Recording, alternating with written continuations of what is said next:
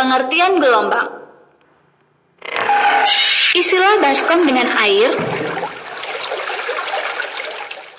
lalu letakkan potongan kertas di atas air dan berikan gangguan air dengan tanganmu hingga terbentuk gelombang kecil.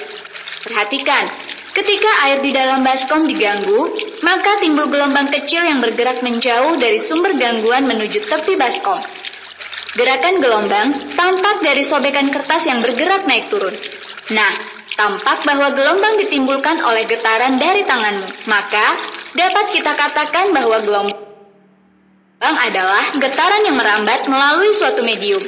Dalam hal ini, mediumnya adalah air. Gelombang elektromagnetik dan gelombang mekanik. Berdasarkan medium perambatannya, gelombang dibedakan menjadi dua kelompok, yaitu gelombang elektromagnetik dan gelombang mekanik. A. Gelombang elektromagnetik. Tahukah kamu, gelombang TV dan gelombang radio dapat merambat? Contohnya saja, kamu dapat menyaksikan pertandingan bola di Italia secara langsung. Padahal, jarak rumahmu ke negara tersebut sangat jauh. Kamu dapat melihat acara TV karena adanya gelombang elektromagnetik. Walaupun di luar angkasa adalah ruangan hampa, tetapi gelombang elektromagnetik dapat merambat di luar angkasa menuju satelit bumi. Karena gelombang elektromagnetik adalah gelombang yang dapat merambat tanpa memerlukan zat perantara. Perpindahan gelombang elektromagnetik juga digunakan pada telepon genggam, siaran radio, gelombang cahaya, dan gelombang radar.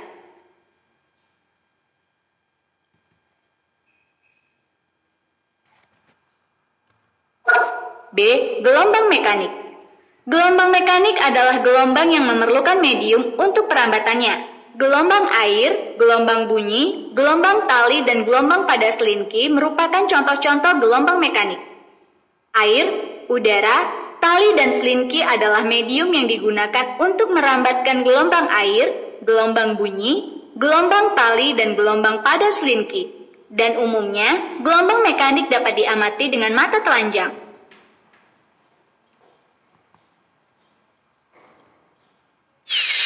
Gelombang transversal dan gelombang longitudinal.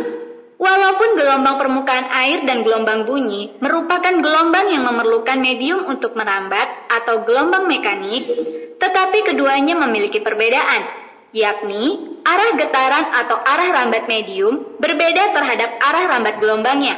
Berdasarkan arah getaran dan arah rambatannya, gelombang dibagi menjadi dua jenis, yaitu gelombang transversal dan gelombang longitudinal. A. Gelombang transversal. Untuk memahami gelombang transversal, kamu dapat melakukan kegiatan sederhana berikut.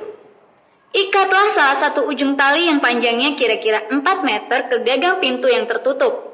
Kemudian, ujung yang tidak terikat kamu gerakan naik turun. Nah, perhatikan getaran merambat horizontal sepanjang tali. Arah rambat gelombang tegak lurus dengan arah getarannya, dan ini disebut gelombang transversal. B. Gelombang longitudinal. Untuk memahami definisi gelombang longitudinal, kamu dapat melakukan kegiatan seperti berikut. Letakkan selingki di atas lantai dan minta seorang temanmu untuk menahan salah satu ujung selingki. Dan ujung yang tidak ditahan kamu gerakan maju mundur.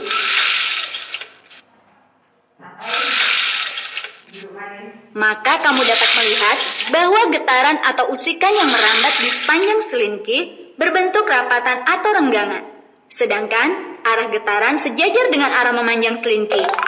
Gelombang yang arah rambatannya sejajar dengan arah getarannya disebut gelombang longitudinal. Contoh gelombang longitudinal yang lain adalah gelombang bunyi. Mengamati bentuk gelombang. A. Mengamati bentuk gelombang transversal. Gelombang tali dan gelombang air merupakan gelombang transversal karena arah rambat gelombang tegak lurus dengan arah getarannya. Jika digambarkan, bentuk gelombang transversal akan tampak seperti berikut.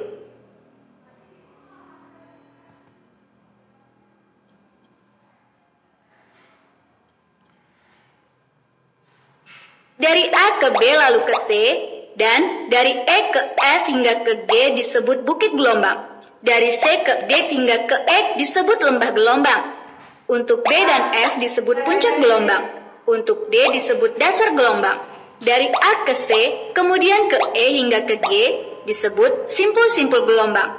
Dari B ke B aksen, dari D ke D aksen, dan dari F ke F aksen disebut amplitudo. 6 bulan pula lewat. Panjang gelombang atau lambda adalah panjang satu gelombang yang terdiri dari satu bukit gelombang dan satu lembah gelombang. Jadi, satu gelombang pada gambar ini adalah dari A ke B kemudian ke C, lalu ke D hingga berakhir di E, atau dari B lalu ke D kemudian ke E dan berakhir di F, atau dari C ke D kemudian ke E, lalu ke F hingga ke G. Maka, panjang dari A ke B adalah seperempat panjang gelombang atau lambda. Dan panjang dari A ke B lalu ke C adalah setengah lambda. Dan panjang dari A ke B kemudian ke C hingga ke D adalah 3/4 lambda dan seterusnya.